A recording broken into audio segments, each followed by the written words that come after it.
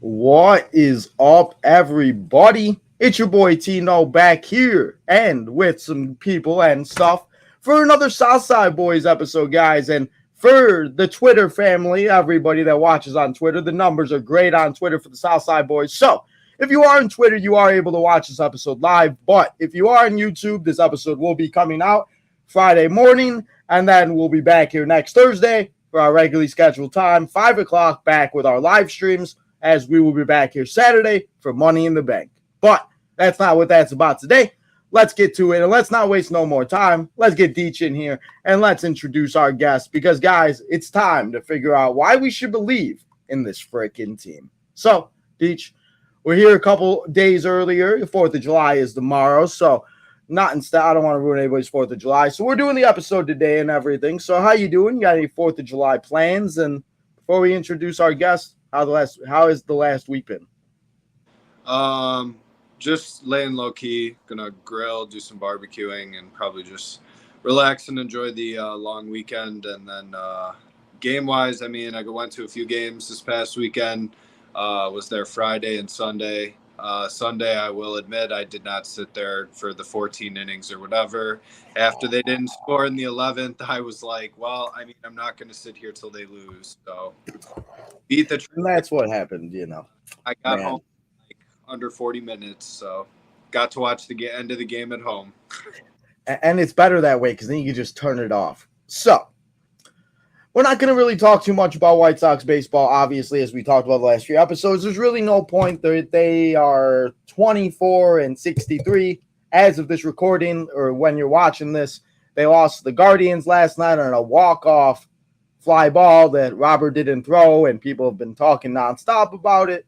And we go and we face the Marlins, and then I forget who we face next week. But today, we got a guest, and he's here to give us some hope, because he's been on the show before. We always love his knowledge. He's great on Twitter. Make sure you go and follow him. From Future Sox, guys, let's welcome our guy, Elijah, to give us some hope and why we should believe in the next crop of talent. So, Elijah, what's up, bro? How you doing? What's up, fellas? It's good to be on. I always appreciate talking with you guys. It was nice. I got to meet up with Deech at one of the games this past weekend. The Sox game, got my first look at Thorpe in person, which was a lot of fun. And we're just here, grinding the prospects. And July is going to be a good month, fellas. I'm very excited for what the next month ahead holds for us. Man, I love you, because you come in here and you just make me feel excited for this team, which has not been exciting at all. And it's just like Deech, I don't know why it clicked in my head. Deech just said one day we were talking, he's like, just go into it expecting to lose every game, and that's kind of made me feel better. So you mentioned Thorpe, as you said, you went Friday, you and Deech met up and everything. I think that was the night for the Jordan Davis concert. So you said that you stayed for all of that. But Drew Thorpe, man, I will say his last few starts, and we've talked about him on the podcast, we've talked about a lot of these guys now that are coming up, making their debut and showing what they can do. The fact that he bounced back, he's had a few really good starts. Obviously, the offense is the offense and everything else like that. So the first question I do want to ask you is, what do you think about the guys you have seen that we've talked about that have made their debuts, like Thorpe, Cannon, Nastrini obviously has been sent up and down a few times, but do you think he'll be back? And what do you think about the guys that you have talked about on the show before, now being in the majors in Chicago every day?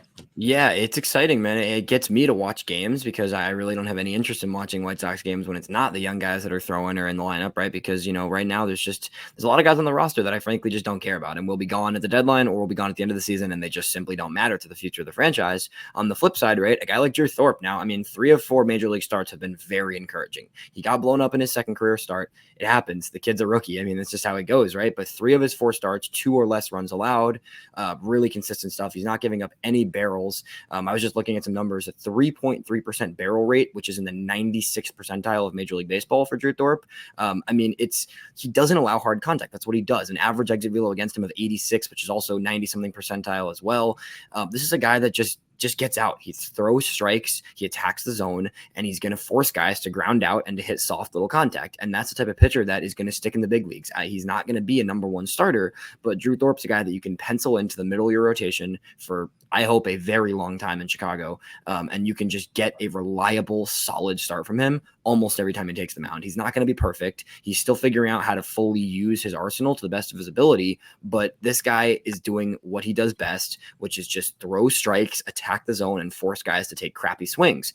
Cannon, on the other side, has really impressed me. Cannon's a guy that I really didn't necessarily see as much of anything more than a 5-starter necessarily. And it also hasn't been perfect, right? He's had his ups and downs like every young pitcher is going to have, but generally speaking, Cannon doesn't walk anybody. He pounds the zone. Other than his first start or two, he attacks the zone. He does a lot of the same things Thorpe does. I mean, he allows little more hard contact. He's definitely missed things over the zone a few times, but in general, he's pounding the zone. He's not walking guys, and he's just giving you good innings. He's giving you innings where you feel like you can watch a Jonathan Cannon start. Yeah, he got up. I mean, he had that game, it was 2 weeks ago, where he gave up, 8 runs in an inning and a half, and that's going to happen. He's a young starter.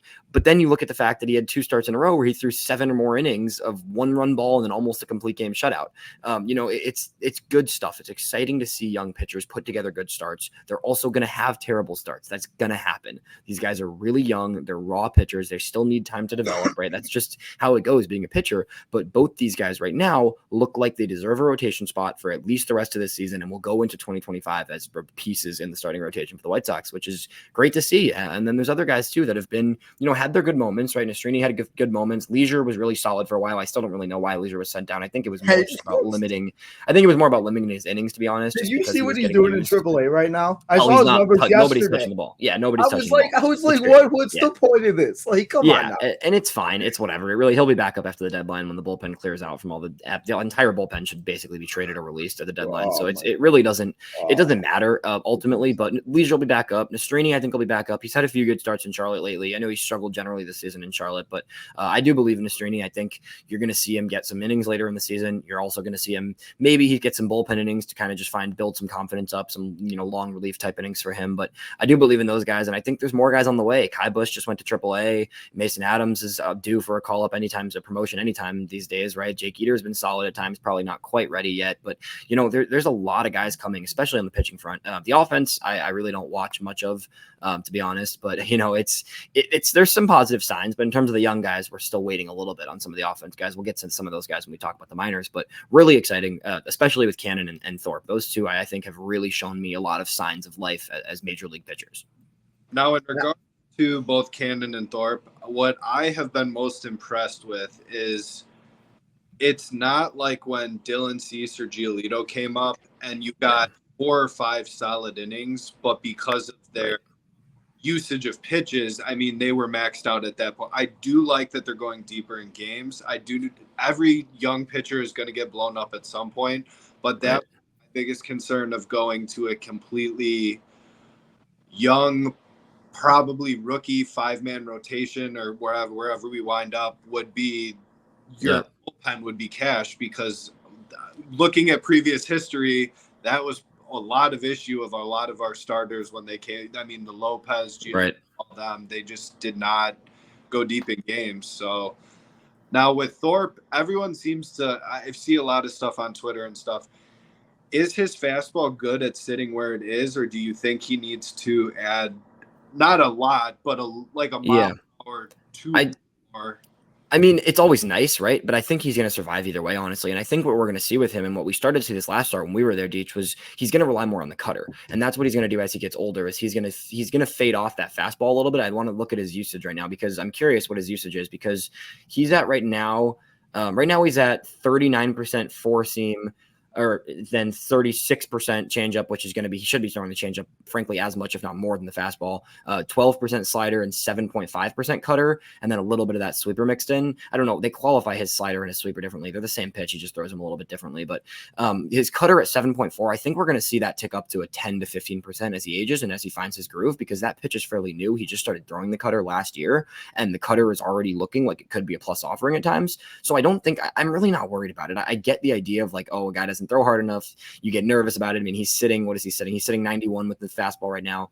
Just decrease the usage a little and up the four seam, or up the cutter a little bit. I think that's really what it's going to come down to, is just him prioritizing that changeup because it's so good, and then using the cutter as a little bit more of a balance off the fastball as opposed to relying on the fastball. I'd like to see the fastball usage come down to, 30, low 30s as opposed to high 30s. I think he could be a guy that goes, high 30s changeup, 30-ish fastball and then at least 12 to 15-ish on the slider and the cutter both. So with that too, yeah, you had mentioned at the game that a lot of the young pitchers that you're talking to throughout the system are very high on Bannister, and he's been helping with adjustments and everything. He seems to be someone that's pushing the cutter narrative quite a bit. Definitely. These pitchers, which I'm for. I think it keeps hitters on their toes when you just. I mean, Giolito had fastball changeup. A majority was his success, but if you can add a third in there, I definitely. And it's the wave, right? I mean, you see it with Crochet and how much success Crochet has had this season, balancing out his fastball with a cutter and adding that to kind of his everyday mix, right? And it's the cutter sinker thing where people throw. I mean, it's straight fastballs. If you don't have natural run on it, just get hit these days. I mean, that's the reality. Hitters are really good, and if you're throwing a fastball, it doesn't matter if you're throwing it 100 if it has no movement on it. I mean, we've seen sometimes like Kopech, for example, right? Like, yeah, his fastball is beautiful. It's 101, but his fastball also gets lit up at times when it's sitting over the plate because it's sitting right in the middle, you know? So it depends on what you've got. And his moves pretty well, actually, compared to some guys. But there's a lot of fastballs out there these days where they're just flat, and it doesn't matter how hard you throw if it's flat. And the good thing about Thorpe is he does have run on it. So, you know, we're going to see more and more of these guys as they start to come up that don't throw four seams all that much, or they at least have decreased the usage of four seams compared to where they used to be pre-Bannister. Yeah. So sorry. Yeah. Sorry, DJ. I didn't know if you had anything else, but I mean, and that's the thing. And the one thing I see with Nastrini, I think Nastrini is going to be kind of somebody that's going to be kind of like struggling. I think he's going to find himself as maybe, you know, like, again, these guys are so young sometimes that people seem to forget that, like, you know, so I think he's one of those that are going to figure it out. And, you know, obviously we've talked about it a lot with, you know, the pitching and everything. And you mentioned a little bit with the hitting and everything else like that, where obviously we got Colston Montgomery, we got Edgar Quero, and we got a couple other guys that are like, you know, making a name. But they also, and you mentioned it before we started recording everything, there's a lot of trades. And this is the month of July. The end of the month is the trade deadline. And everything else like that. So we have all these arms, we have all these guys that can come up, and I cannot tell you how great it is. I forgot what it was like to watch a pitcher go into the ninth inning. Like, we don't see that nowadays. But like back in the day, like Burley or like the 05 team, like it was normal. Like that was what we liked to see, and it was like you would see the hitting, like we would have back-to-back home runs sometimes, but like I don't know. I love pitching duels sometimes because it's like you really don't know, and it's just, I don't know, it's fun to watch. And the White Sox have set themselves up to be a pitching forward franchise right now. That's the status of the organization right now. Is the pitching depth is really, really strong, and it's not even, you're not going to see 9 innings often these days. That's just the reality of baseball where it's at right now with arm injuries, and that's no longer going to be a thing. But with that said, right, like in the past 3 weeks, we've seen Thorpe's last 2 starts have both been 6 innings. Cannon went 7, and then Cannon went 8 2/3. Then he went 5 2/3, right? So like, give me 5+ innings of consistent ball where you're throwing strikes and you're attacking the zone. And that's what those two do. And that's why they've been able to find success so far, is because they're not afraid to throw strikes. And part of what has happened with Nick Nastrini, which I still really believe in his stuff, his fastball command hasn't been there. So he's gotten into really deep counts, and then he's gotten predictable with his arsenal and his pitch mix because the fastball command hasn't been there. So you got to be able to set it up. I think Nastrini is a guy who's I think they're going to try and add a cutter or a sinker for him because he really has only had kind of the fastball slider changeup combo for most of his career. He mixes in a curveball too, but I think he needs a fastball variation. His fastball is just a little flat at times. And it's also, if he's not commanding the fastball, people are just sitting on, you know, breaking balls right there. And then they're hitting the breaking balls, or when he's not commanding his fastball, he leaves them right over the middle, and then it's a flat fastball down the middle, right? So it'll be interesting to see what happens with him. But yeah, the wave is those moving fastballs, that cutter and sinker variations.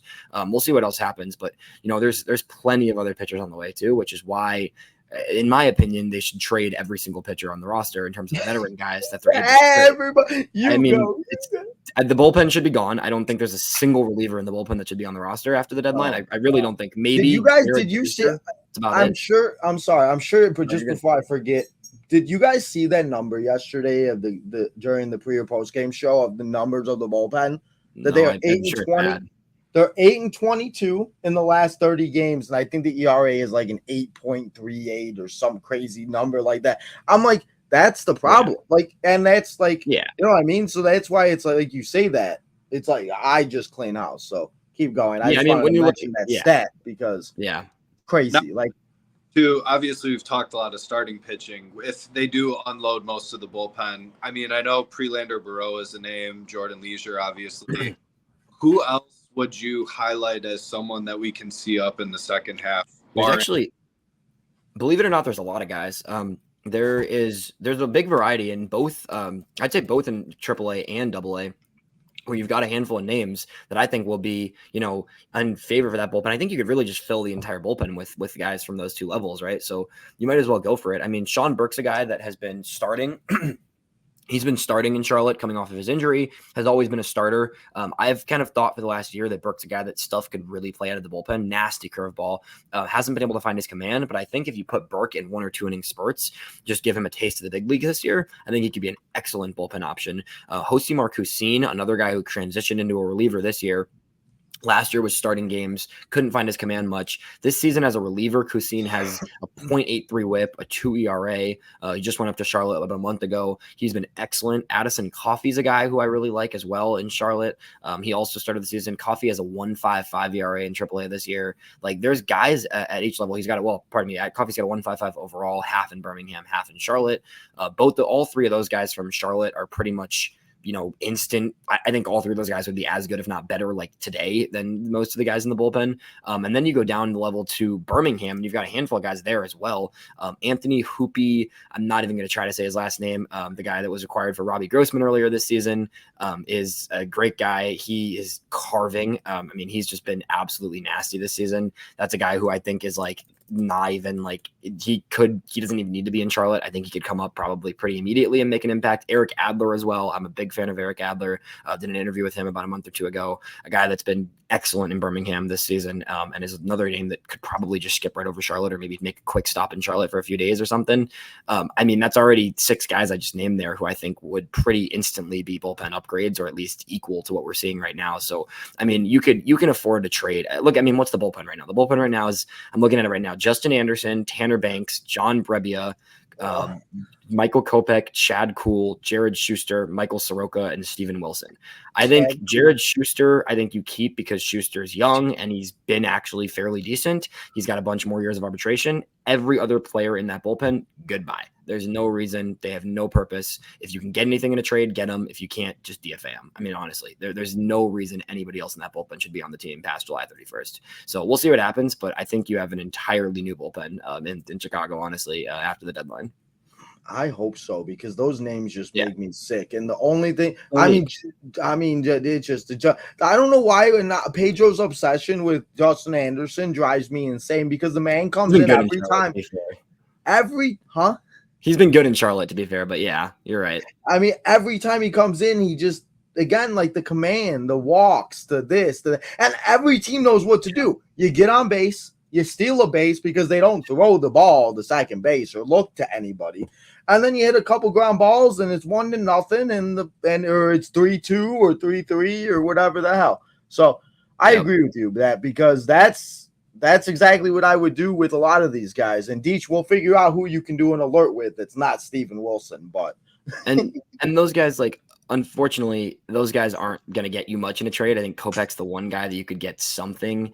But then on the other side of it, like the rotation, right? Like, you've got Thorpe and Cannon, but you've got guys like Bush, like Mastrini, like Mason Adams, like all these other guys that are ready to go pretty soon at this point. Mason Adams is somebody that I've heard a lot about lately too. Love Mason Adams. I've been on him since last year. I think I was one of the earlier people to be preaching his name, and he's a guy that just is no pedigree and has just continued to outperform everybody else on the roster, frankly, time and time again in Birmingham, honestly. So that's a guy that should be up soon. Kai Bush is same. So it's like, you can look at the rotation and say, oh, you've got Thorpe penciled in, you've got Cannon penciled in. Fetty is guaranteed. Fetty's going to get you something. You have to trade Fetty. There's no reason not to trade Fetty. He's a Boris client. He's got a 1.5 years of control. You can actually get something for him. He's not signing an extension with the White Sox.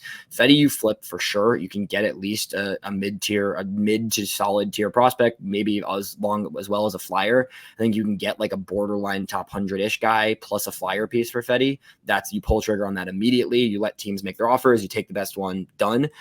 Flexen, if you get anything for him, sure. If not, just DFA him. Don't need to be there. And then it comes down to Garrett Crochet. That's the big question. And Deech has the extend thing right there. But I just put out an article this morning for Just Baseball that was 5 mock trades for Crochet, and I've gotten a lot of negative feedback, which I expected because that's just how it goes when you do mock trades. That's just bound to happen. Can't make everybody happy. Yeah, you never can. But I think I put together some pretty good packages, and all of them feature at least 2 top 100S guys.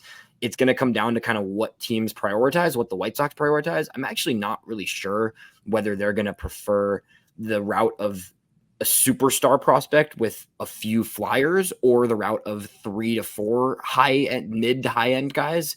It's going to be interesting. The way that I kind of put together those trade packages was like, there's the tiers, right? You've got the shoot big prospect with an Orioles deal where I made it a Samuel Basallo deal. Samuel Basallo is top 10 prospect in all of baseball, probably a top 3 to 4 hitter in all of minor league baseball this season. Just absolutely mashes. But then you're only getting a Connor Norby with him, who's also a solid prospect, but outside the top 100, probably a top 200-ish prospect, but a guy that could start tomorrow at Sox, and then a flyer. That's one option, right? Where you get the headline piece, you get a secondary piece that's big league ready and solid, and you get a flyer of a young guy who might turn into something. Or you go the route of a deal with a team where you can get 3 to 4 really solid prospects, but not necessarily that superstar prospect.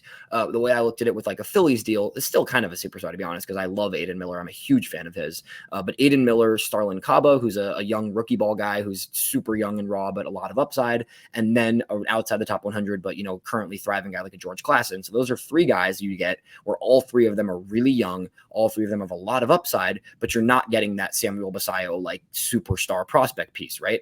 Or you go the route like a Dodgers or like a Brewers, where you get 4 pieces. That the way I put that package together, 4 pieces that are all young and all exciting, but again, not necessarily that headline prospect, right? So there's a lot of ways to attack it. I get why people don't want to. I would love to see the White Sox extend him. It's not going to happen.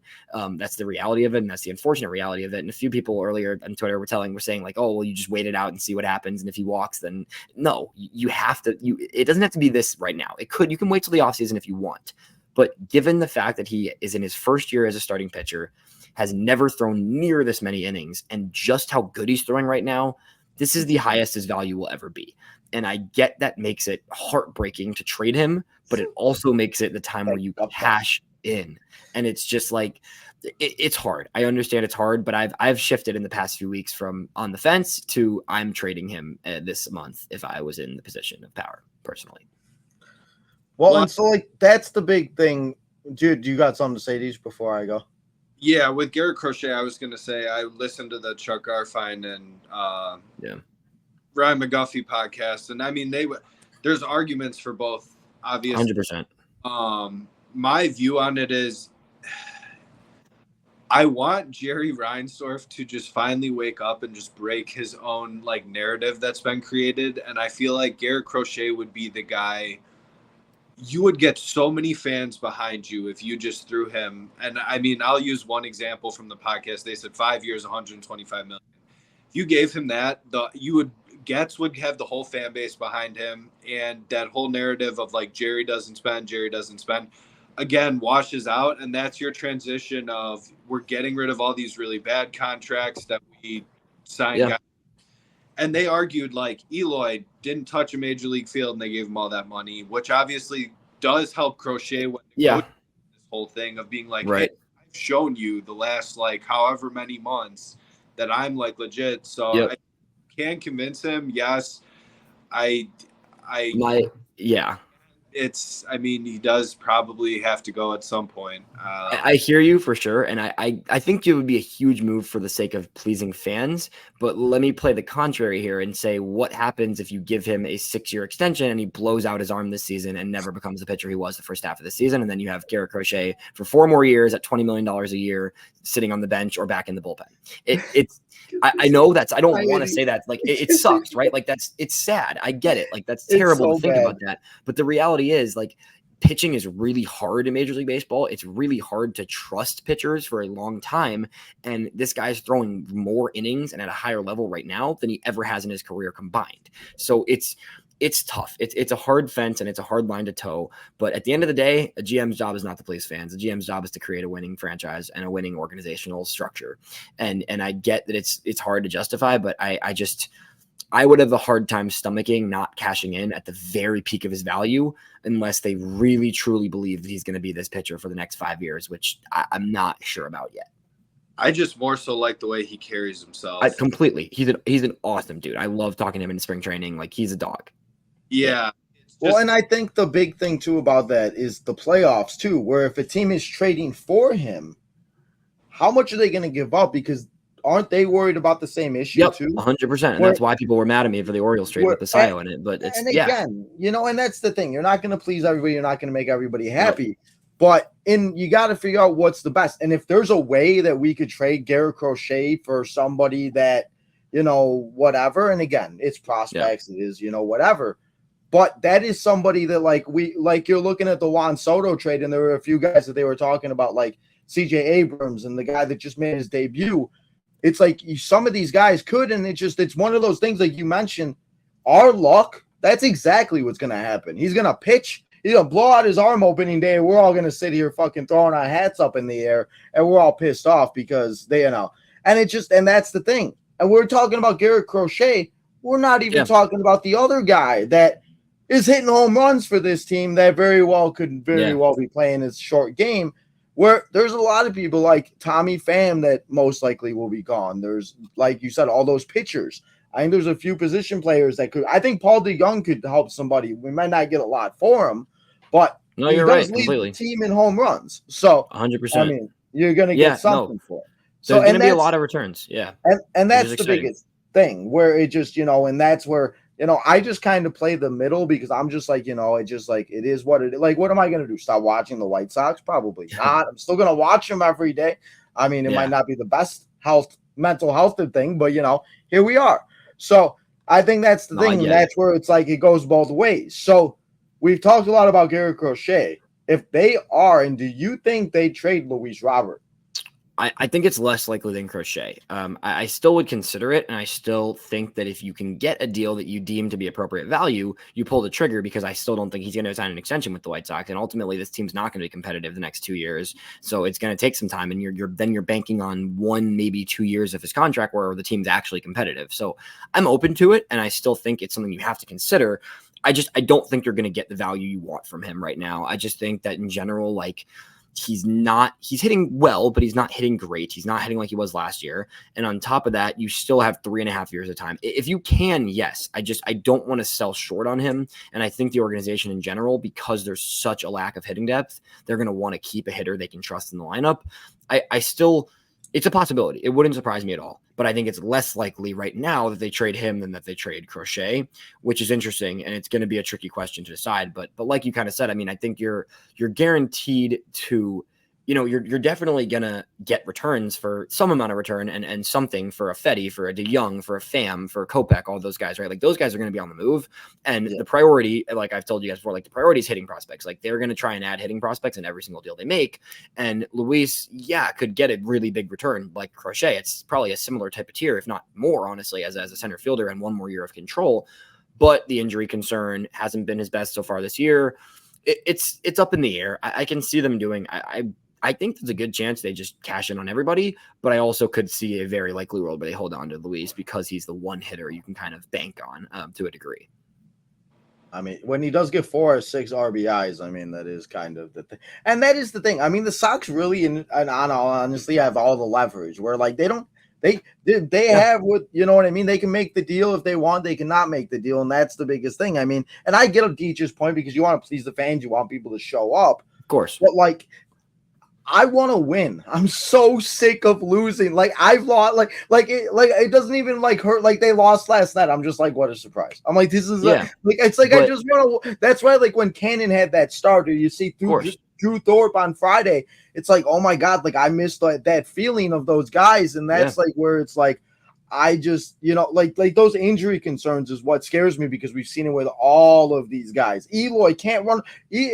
Watching Eloy run around the bases, I'd rather watch my little sister that's 10 years old run around the bases because he does I don't know. It just irritates me. And So that's why you got to build. You have to factor it in. Like, yes, the Sox have leverage, but yes, Crochet or Robert could get hurt tomorrow, and then you have no leverage. exactly. So it's like it's a tough game. But ultimately, like the direction right now, in my opinion, is going the right way. And we can talk some minor leaguers if you guys want to get into some. I highlighted some of the pitchers there, but we can dive into some minor league guys because there's a lot of guys performing. I mean, both Birmingham and Kannapolis won their division in the first half and clinched playoff spots already. You know, minor league season being split in two halves.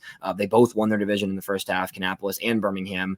Winston's doing better of late than they were doing earlier this season. Like there's a lot of guys really performing at the lower levels right now. And that's why for me, it's just like, just lean into it. Just lean all the way in. This team ain't winning anything soon. And at the end of the day, Garrett Crochet and Luis Robert, like baseball is not basketball. You can't win because of two players. That's just never going to happen. You're never going to see a game in baseball that a team wins because of two superstars and a rest of a team of mediocre players. You need a team, and two players are not going to lead this team. And right now you've got a ton of pitchers on the way, but you've got some serious offensive holes in the farm system and at the major league level, right? There's some offensive holes to plug. And if you can turn a pitcher or even a center fielder into 3 or 4 bats that can be, you know, major league hitters for this team in the future, you got to factor in the fact that you need depth to win in the Major League Baseball, you know?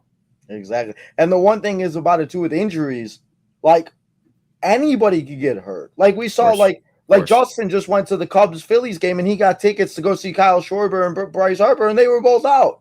Like, right. That's what I was there for. Yeah. Hypothetically, somebody like Mullins could get hurt, and then now they're looking for a center fielder, and you know we don't know what's gonna. I mean, it's July 3rd. We have no idea. Some 100%. Idiot could blow their hand up on the 4th of July tomorrow. I mean, you know what I mean? Or Friday, yesterday, depending on when you're watching this. But I mean, like anything could happen any day that changes everything. So yeah, it's one of those things. That's why, like, I just like to see what happens, and I just try not to get upset about it because it is what it is. And these fans that get upset with you and you're just giving hypothetical and stuff that you like doing, that it's just like, why are you getting so mad? Or like, it's just like, I don't know. So before we get into those prospects, I wanted to just mention just a quick MLB thing that had to do with this team is Tim Anderson got released. So he got DFA'd by the Marlins. If anybody, obviously, if you're watching, you probably do know already, but that was something that happened in the MLB. And it's just like these guys that are just like they 2 years ago, they were going to be the stars, and you just don't know. So I just wanted to use that as an example and kind of, if you did not see. But yeah, let's talk about prospects and let me know some of these guys, because I listened to the podcast. The Birmingham Barons look like they're having the most fun in the world. Sergio Sanchez, who would have thought our closer from 10 years, 15 years ago, would be the coach, and they had the minor league coach or the pitching coach on, I think it was today. So let me know some of these guys and why should we believe in some of these hitters or in some guys? And when could we see these guys? Could we see them after the trade deadline? If a Paul DeJong gets traded, if Tommy Pham gets traded, what do we see? Yeah, so we talked about some of these guys before and reiterating some of the guys I just mentioned, but in terms of rotation, Nastrini will be back up later this season. Bush should definitely debut this season, and Mason Adams should definitely debut this season. That's 3 guys who 100% should be with the team post-deadline, or frankly, even sooner. You never know. So we'll see what happens there. But all 3 of those guys, he could get traded during the game. You never know, right? I mean, right? But those 3 guys should definitely debut this season. All those relievers I mentioned should also debut this season. That we'll get to see a bunch of new bullpen arms. Beyond that, in terms of some guys that are just, you know, Noah Schultz has been ridiculous. He just got named the 8th overall prospect in all of baseball by Baseball America earlier today. He got bumped up from like 20 or so to 8 overall in baseball, the 2nd ranked pitcher in all of Major League Baseball in terms of prospects. The guy is just silly talented. He's participating in the Futures game as well. He just got named to the Futures game, so shout out to Noah. The guy is crazy. I mean, 6'9" lefty. There is so much to dream on with Noah Schultz, and he has taken his promotion this season to Birmingham just fully in stride. He's shoving. He looks comfortable. He looks better than every hitter he's facing for the most part. The guy is just a freak. He really is. We'll see. They're being really careful with his innings still. He's only throwing 4 innings each start right now. But Schultz is a guy that, you know, even though he's 20 right now, I think he could debut next year. He's that talented. He could probably debut at 21 next year, which is pretty crazy to think about, because for pitchers, especially high school draft pick pitchers. That really doesn't happen. But he is in AA and already looks like the best pitcher in AA right now. So pretty insane stuff from Noah Schultz. I'm hoping they just keep managing his innings. There's no rush, no reason at all to have him touch the major league field this year because the team is terrible and he's super young. But at the same time, like, he's going to push for a major league call up next year if he keeps pitching the way he's pitching. He's been one of the best pitchers in all of minor league baseball all season. Really just phenomenal stuff from Schultz. Also in Birmingham, plenty of other guys down there. Bush, like I mentioned, has been great. Adams has been great. Jake Eater's shown a lot of signs. I like a lot of what I've seen from Eater. He's had a little more ups and downs. I think Eater's still looking like a 2025 guy. I don't think it's going to be this year for Eater just because he has struggled a bit at times. In terms of the hitting side in Birmingham, I mean, like you said, that team is so fun to watch. I love watching. I've watched more Barons games than Sox games this year by far. It's Caro is amazing. Edgar Caro looks like everything I wanted him to be when they traded for him last year. He's the catcher of the future. I know some people are Corey Lee fans. Corey Lee's fine. I think he'll be a decent backup catcher, but Edgar Caro is the catcher for this team beyond for next year probably. I think he's pretty due for a AAA call up. I know that he's really young still. He's only 21 for a catcher. Still kind of figuring out some things slowly, but every pitcher there loves working with him. I've heard nothing but good reports about his work behind the plate. He's working really hard. His arm is incredible. It seems like every other day he's picking someone off, back picking someone, or throwing some runners out, stealing. The arm's great. It's really just going to come down to his game calling and kind of his movement behind the plate. That's going to be the next kind of evolution for him, but already looks like a solid defender as a catcher and could be a plus defender. It seems to really get along with pitchers and work game calling well. And he's hitting incredibly well. He had a cold month of May and then was unbelievable in June. And has just looked like, a true plus offensive catcher, which is not something the White Sox have had in, I don't know when maybe 1 year of Grandal, but aside from that, generally it's been since AJ where they've had a catcher that actually hits a little bit. It's been a long time. So, I mean, Edgar Caro in the month of June, I'm going to pull these numbers just because they were ridiculous. In the month of June, he had an OPS of 1014 with 5 home runs. He walked 7 times, 14 RBIs. He leads the Southern League in RBIs still, 51 RBIs this year for Caro. I believe he might be second in the league now, but he's up there. He's been a beast. And then you go down the line of Brooks Baldwin is a guy that I know I mentioned him to you guys last time on the pod, and he's a guy that is, right, not a huge name, but an infielder, plays all over the infield, continues to hit. He's slowed down a bit recently. He's gotten a little bit of a slump, but it's natural. I mean, he was hitting like 350 earlier this season. He was bound to get in a little bit of slump. Still hitting 324 right now. Steals bases, plays all over the field. He's with Gonzalez now up in AA. He's playing short sometimes. He's playing third. He's playing second. He's even played left field a few times for Birmingham. He plays all over. That's a guy that you can put on your major league roster in 2025 and use him as a utility piece. He could honestly work his way into a starting second baseman job in the near future. It wouldn't shock me. But at the same time, Baldwin's versatility makes him so valuable. Definitely a 2025 option for the big league club. Tim Elko has been hitting really well. Tim Elko is a guy that I really haven't had too much personal faith in him, but he's hitting well and he's doing what he needs to do. He's figured out a lot of things in AA and he's going to get a shot in 2025 as well with the big league team. I think it all depends on where things go with Sheets and Vaughn. I could see either of those guys getting traded, to be honest, at this point. So we'll see what happens with Elko, but Elko, he deserves a chance in Charlotte at the very least later this season. I think both Baldwin and Elko will probably finish out the year in Charlotte and then be on track to get an appearance next year. That's about it in Birmingham.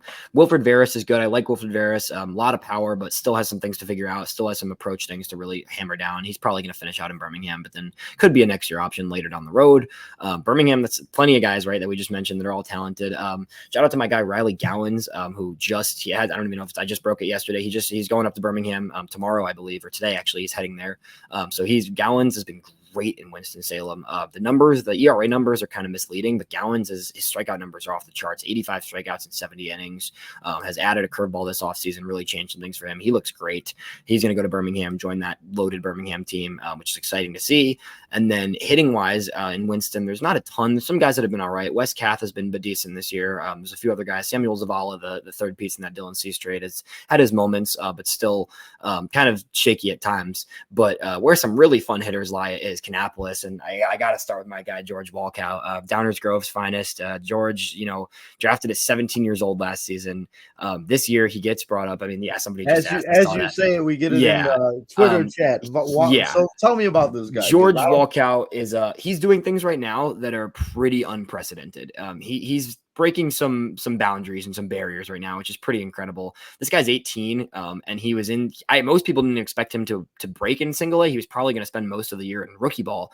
Goes up to Kannapolis about a month ago, had a few big homers early on, but really struggled. He gets 2 weeks in, and he's kind of like, he's striking out a ton. His strikeout rate was at like 50% through his first 2 weeks of games. It was kind of shaky. It was a little like, this guy's just getting overmatched. He's super young. He's 18. In the past 2 weeks, George Walkout has been like unbelievable. He already, this shout out to my guy Dylan for this. Dylan Barnas, who works with Future Sox, brought up this stat. He already has more home runs for an 18-year-old in affiliated ball than any White Sox prospect ever. No White Sox 18-year-old has ever had this many home runs, and he's done it in a month, a singular month that Walkout has done this in. The guy days. hits the ball literally. He had a 114-mile-an-hour homer about a week ago. He had a 2-home run game last week. He had another game this past week with, it's stupid power. It is pretty unbelievable. He had 2 homers. He had 1 homer this past week, and then did that 2-homer game last week. Walkout it's not just that though. The approach is getting better. He's a month into professional ball, and he's already showing sophisticated development in the way he's approaching the bat. The strikeout rates are down. The walk rates are up. He's still going to strike out. The guy has a ton of power. He's still going to strike out at a very high clip because he's 18 and he's 6'7" and he's massive. But his exit velocities and his ability to hit the ball right now is higher than, he's showing upside of like a top 100 prospect right now. And I think you're looking at a guy that come 2025 is going to be on some top 100s because his power and his upside is that high for someone who's 18 freaking years old. Walkout is a great dude. And he's someone that, for people that are really looking for like that, like could be a superstar, he's got a long way to go. Don't get me wrong. He's 18, but the upside is like top, 20 hitter in baseball type upside. Like it's that impressive in terms of the exit velocities for this kid who's 18 years old. So that guy's been unbelievable lately. There's a few other guys in Winston and Kannapolis I like a lot as well. Some really good pitchers down there. Aldrin Batista has been great. Seth Keener, third rounder from last year, has been really good lately. I think he's due to call up to Winston pretty soon. So there's a lot of guys at every level. Walkout definitely deserves some shine there though. He's been ridiculous lately, but there's plenty of guys down at that lower level in Kannapolis. That team has been just as good as Birmingham, actually, which is crazy. So Kannapolis in the single A level has had a lot of really strong performers too. So there's a lot of guys to be hopeful about. I know we don't got a ton of time here, but it's exciting. There's good stuff there. And like I said, this deadline, you could add more in the draft, right? The draft is coming up. 5th overall pick is going to be a really good hitter. There's 4 or 5 really elite hitters at the top of the draft this year, and the White Sox are going to snag one of them. So I don't know who it's going to be. There's a ton of options, but they're going to snag another, elite hitter prospect in the draft, and then hopefully a bunch of hitting prospects via trades. So there's reason to believe in the farm. It's top 10 in baseball right now, and I think you're looking at a farm system did it go back up to top 10? Yeah, right now you're looking at most places have it about right in the inside of the top 10 now. So if you're looking at a system too that post deadline should be top 5 in baseball. So so Deech, I was going to ask you, do you have any other questions before? I have one more question for you, and I let you go. I know you got hit me, Deech. So with the draft, out of the options that they can take top 5, because it's pretty. I feel like the top 5 picks, there's not much differentiation between who the top 5 should be. It's shuffling a lot, yeah. So with that, how close are most of the guys that we could wind up with?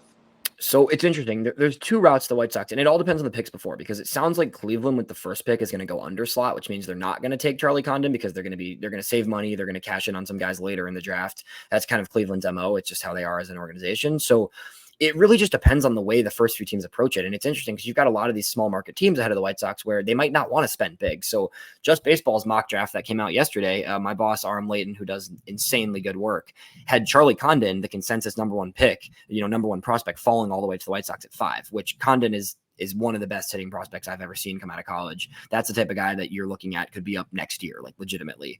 Same thing with Jack Coglione. Jack Coglione is a guy that, I would rather the White Sox not take him. I think there's a little bit more risk there, but the upside with him is an elite power hitter.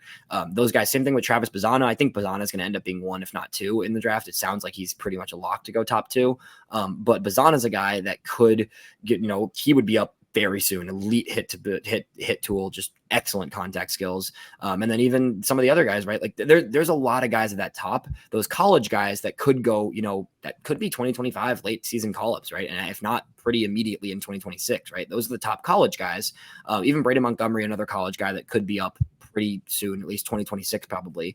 The other route the White Sox could go is the high upside high school guy. There's 2 high schoolers that are in the top 15. Almost the entire top 15 is college this year, which is strange because usually there's some really high level high school guys. This year you've got a draft where the top 10 is pretty much all college except for 2 names. Connor Griffin, who's an outfielder, and Bryce Rayner, who's a shortstop. Both these guys have been pitchers too in high school. Everybody pitches in high school that's that good. But they are both looking like the high upside position players. So if those guys would be, 3-4 years, right? That would be the play where you save a little money, you go the high school guy, you can attack some of the college guys in the 2nd, 3rd, 4th rounds. Then you would really go hardcore college 2nd through 5th rounds. But I think they'll go college. It just depends on how that top 5 shakes out. If the top 4 college bats all go 1, 2, 3, 4, then you probably pivot and you go high school with Connor Griffin or Bryce Rayner. But assuming it's one of the college guys, you're looking at a college guy that all those top 5 college guys could be up like as soon as late 2025, definitely 2026. That's definitely more exciting. I get it. Yeah, that route as opposed to dragging It's very possible. That's what's exciting. It's very possible because this draft is so top. Like the top 10 there's a very clear top 9 to 10 guys, but it's really unclear how that's going to shake out and how teams are going to want to spend their money, because that's what it comes down to with MLB draft is how teams want to allocate their money too. So, I mean, if a Condon or a Bazana falls to the White Sox, that would be the absolute dream. I mean, those 2 are just exceptional hitters. Even a Caglione is a riskier prospect in my opinion, and he's not a pitcher. People need to stop saying he's a pitcher because he's not going to pitch at the next level, but he can mash. I mean, his power is unbelievable, 500-foot home run type power, right? So whoever the college bats are exciting for sure. I'm not opposed to a Connor Griffin. I think Connor Griffin's an exceptionally talented high school hitter, and he's like the outfielder, like Walkout. Like he could be an even better version of what Walkout looks like right now. But the college bats are exciting because they all would be. I mean, hypothetically, you could have a college outfielder in right field for the White Sox like late next season, which is tempting. I mean, hey, no, I'm all about it. Did you got any more questions for Elijah? No, I know you had said you had one more. Yeah, we're all good. No, So I appreciate it. Yeah. So I got one more for you. We're talking about all these trades. We're talking about all these this and that. I want to give you one guy because I want you to make some time whenever you can. I know you're a busy guy, but I would like to have you back on after the trade deadline to talk about all of the guys. Yeah. So I want you right now to predict who is one guy that we might not have mentioned in this episode that you could see being traded, like a Jake Berger last year, where I was watching. I'm like, what do you mean they traded Jake? I was just shocked. I was like, I was expecting somebody else. So who's one guy that that's a good question could be traded? I don't think anybody's a shock to be traded just because I would trade almost everybody. So it's not like there's anybody that would shock me. I think Vaughn's the one that would be surprising. I don't think many people are expecting him to be traded, but I think Vaughn, I mean, I tweeted that yesterday, his stats since June, like Vaughn's been really good lately. I don't think people realize like just how good Vaughn's been. Like he's been like really, really good in the past month or 2. Yeah. So it's not like I don't think that's like crazy out of left field, but I think capitalizing, if Vaughn's still hitting like he is right now in the next few weeks, I think cashing in on Vaughn at the peak of his value might be a good call. But I also am not opposed to just keeping him because he has a few more years of his contract. The Sox don't have any other option really at first right now. So unless you're going to spend on a first baseman or you're planning to if you're drafting Jack Coglione, then maybe you trade Vaughn. That actually would make a lot of sense, to be honest. But I mean, I think he's the guy that would be. Yeah, Chris Getz seemed very jittery. He was like a schoolgirl, like his first day of school when he was talking to that guy because he was the one at the stadium, right? He was the one that was at the game. Cogs was at the game last week. That's what I thought. So we'll see. But I think Vaughn's the one that would maybe surprise some people that could be moved. I'm trying to think of who else is really. I mean, nobody else. Do you think Gavin Sheets? You mentioned him earlier. I talked to Deech about it. Do you think he could? I mean, everybody needs left-handed power. But I get why he's not really worth much. I know some Sox fans still believe in him. He had a nice April. It was fun to watch. He's not gonna get you much. If he can net you a low level prospect, sure. Some team could use a lefty power bat off the bench. Like you could always use a pinch hitter that's a lefty. It doesn't hurt. I don't think he's starting for anybody come playoff time, but I think he could be a solid lefty power bat that somebody snags for a mid level prospect. I wouldn't mind that. That's true. I was just curious. I just wanted because there's always those guys out there. Like I said, there might be a guy that we're not even talking about any team that all of a sudden trades that so it's gonna be really interesting. But Elijah, I know you got some things to do, and like I said, I want to have you back on after the trade deadline so we can talk about it more, and we can know everything else. So for sure, Elijah, appreciate you guys. Everybody know where they can go find you, future Sox, all that good stuff, and then, Yeah, you're gonna Elijah EV8 on Twitter is me. That's where I post all my stuff. I've been you know, I'll have some promotion news and stuff, some trade deadline stuff. I'll be covering draft, all that stuff. I'll be locked in for. So I'm excited. It's going to be fun. And definitely, yeah, Future Sox, justbaseball.com. That's where all my articles are at. Podcast for Future Sox as well. We're going to have some really fun guests on. We just did a full MLB draft preview with my guy Pete Flaherty from Baseball America. If you want to learn really deep about the draft, I know about the first round. I don't really know much beyond that. So if you want to learn more about the draft, we just did an episode with my guy Pete, who's excellent with draft stuff. And then we'll have a trade deadline special coming up next week or the week after, I think, where we'll just talk about nothing but mock trades and everything, which will be fun. So yeah, check it out. And I'm looking forward to it. And I appreciate you guys having me as always. And I'm looking forward to coming back on in August for sure. Yeah, for sure, man. Thank you so much for coming on, and of course, fellas, we'll talk about it, and we'll see who's left on this team after July 31st and the trade deadline. So Elijah, have a good one. And thanks, fellas. Next time. Take care, guys. Take care. Well, Deech, Elijah gave us a little bit more confidence like he always does. So let's see if we can get that through and let us push us through the rest of July and see what happens at the trade deadline. So, got anything else you want to talk about before we go? I did want, like I said, I mentioned that Tim Anderson stuff just because it happened. Any other baseball stuff or anything else you got that I maybe have forgot, or maybe something I forgot to ask? I think I asked everything. So. No, I think we pretty much covered it. I mean, we'll just have to see after the deadline. Yeah, I'll have to see. So, Deech, we'll be back live next Thursday. We'll be back here with Justin. We're gonna get Justin back here, man. I'm gonna grab him from wherever he's at. Just put him in his chair. So we'll be back here live next Thursday at our regularly scheduled time at 5 o'clock as our live streams return this Saturday. If you are watching on Twitter, you are able to watch this live, but the episode will come out on Friday morning at 10 a.m. If you are watching on YouTube, I saw our guy Luis Robert fan over there said, "Why can't I not find the link?" It's because it will not be on there on YouTube until Friday. So we just gave you a little, What was that previous comment? Who got demoted? Apparently Colson got demoted. No, I don't think so. Oh, Colas. I thought you said Colson. Yeah, Colas. Colas did like a while ago, didn't he? I don't know. Oh, so yeah, maybe he got demoted even more. Maybe he's in single A now. That's where they put all the guys they don't want to play. So, I don't know. In MLB The Show, that's what happens for me. There's some reason there's nobody on the single A team. So I don't know. But Deech, we'll be back here next Thursday. Sox play today. Who cares about the games? Because we don't care anymore. So, guys, go follow all the social media. Go get yourself some merchandise, guys. We've had a lot more merchandise orders lately, so thank you so much. So if you have not yet, go get your merchandise. Go follow the Southside Boys on TikTok, Twitter, Instagram, all of that good stuff with Deech is great. TikToks, we love you, Deech here. So thank you guys all for coming and hanging out. Go follow all the social medias. Hit that like button. Subscribe on the road to 3K. Turn that notification button on so you know we go live on Saturday for Money in the Bank. Guys, enjoy your week if you only watch the Southside Boys. And I'll see you on the next video, or we'll see you next week at our regularly scheduled time for another episode of the Southside Boys.